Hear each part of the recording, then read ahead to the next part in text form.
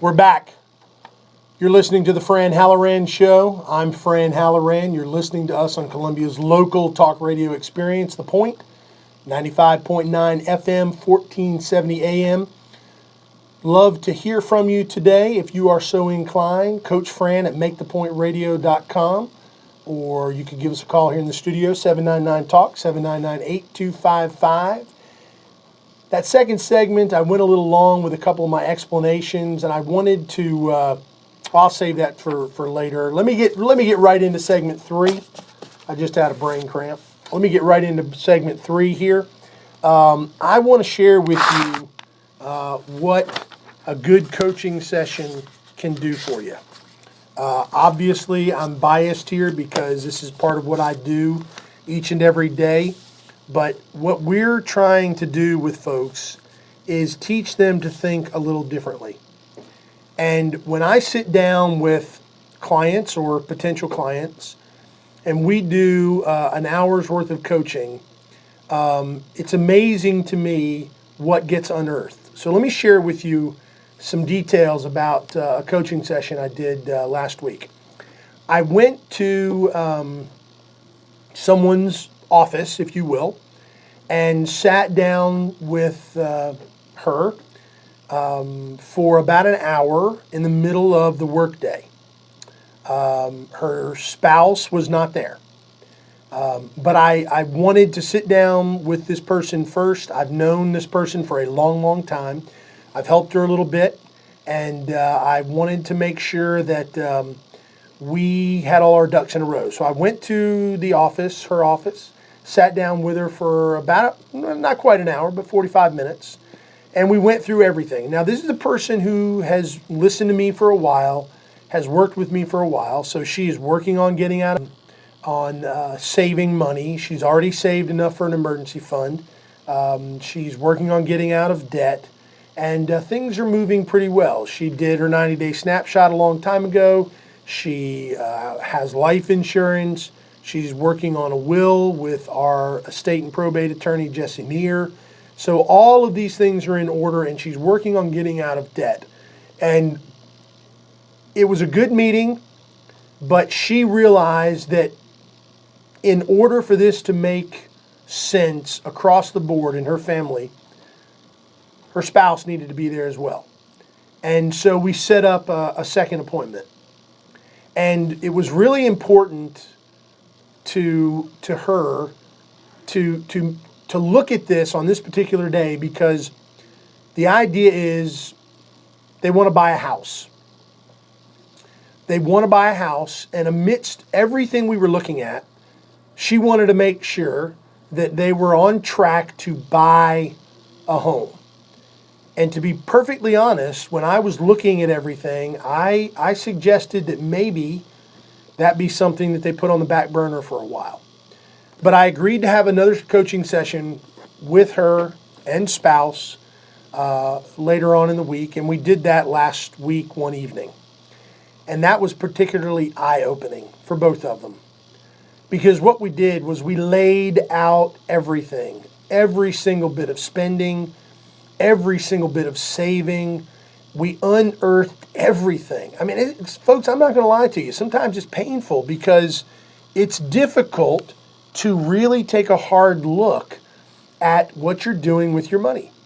And to that point, so much of what we do in our lives, we just kind of do helter-skelter by the seat of our pants, including purchasing big items. Oh, I need a new car. You don't really need a new car. You want a new car. You just go out and buy it, and you don't even worry about whether you can afford it or not.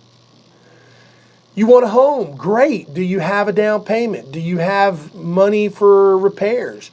Can you afford it? What are you going to do with that home? Will you have enough money to continue paying down your debt? Will you have enough savings? All of these questions have to be answered.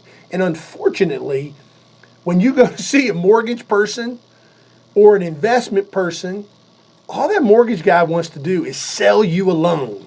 And all that investment person wants you to do is spend money with them. That's where coaching comes into play.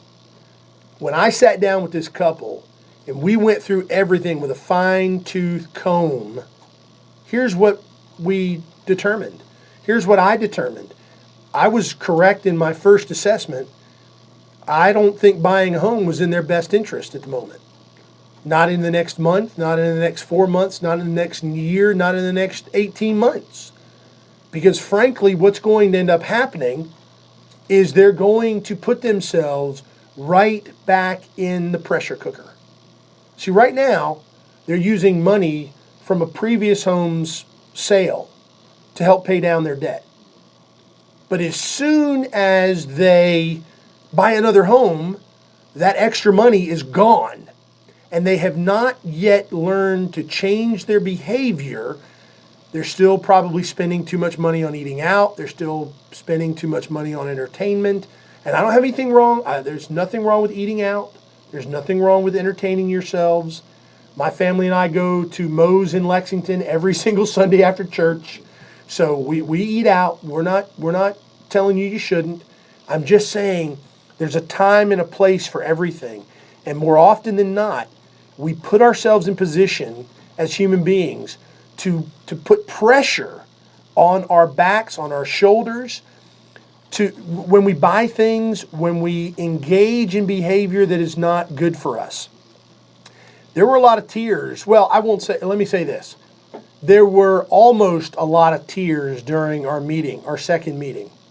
But according to the email I got afterwards, an email that was most appreciative of me spending my time with them, there were a lot of tears and a lot of heartfelt talking going on after the fact, because what this couple did was they finally opened the books on their spending. They unearthed, if you will, their indebtedness. They unearthed their bad spending habits.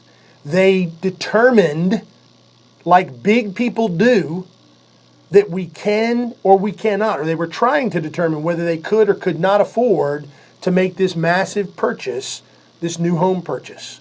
Now, I have nothing against them getting a home. I don't. I think home ownership is great, but I want your home to be a blessing, not a curse.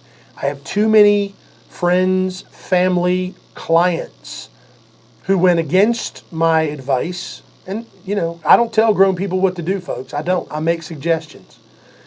I have plenty of people who've gone against my advice and come back to me after the fact and said, wow, Fran, I wish I had listened.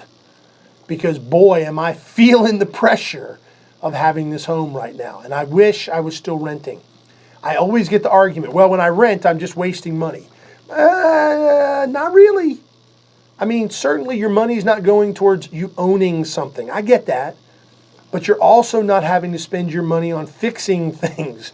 And I can tell you, as a guy who lives in a home, we budget between $150 and $200 every single month for home repairs.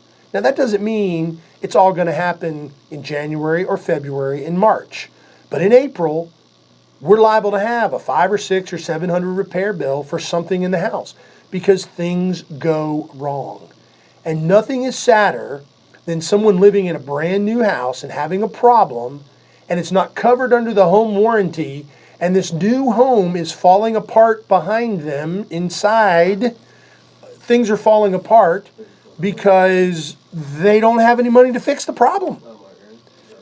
I want you to be prepared. I want you to know what's coming down the road. I want you to have a plan, and that's what we try to coach people to do. We were very fortunate after this meeting. Things went well. They're working things out. They may still buy a house sooner than I would expect them to, but that's their choice. They're grown people. I think we have a call. Baron, is that right? Baron is on the line. Hi, Baron. How are you? I'm wonderful. We've got about a minute, Baron. So if your question is a little long, maybe you could hold over to the break. But go ahead and ask your question or make your comment. Okay.